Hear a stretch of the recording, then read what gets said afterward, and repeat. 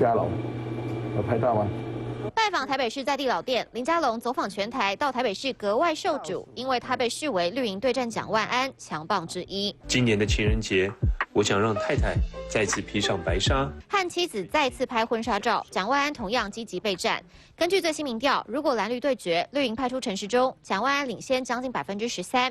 不过撒卡都局面，两人差距拉近到6%。如果绿营推派林佳龙，和蒋万安的差距超过10%，而绿营党内互比，陈时中维持领先。年轻族群似乎是陈时中强项，20到40岁支持度都胜过蒋万安。在历次的民调跟选举的经验中来分析，谁能够掌握了年轻世代的支持度，那谁赢得大选的几率就相对高。防疫指挥官的角色，看到陈时中就看到信任感，那这对于首都市民的吸引度是非常高。不过传出民进党近2个月来内部民调，林佳龙在今年1月历经台中立委补选后，民调超车陈时中。林佳龙是台北市长的不二人选，一个历尽沧桑的人啊，是最能够接受严酷的挑战。那我祝这个林部长步步高升。绿营看好林佳龙、陈时中都有赢面，尤其不论网媒还是绿营民调，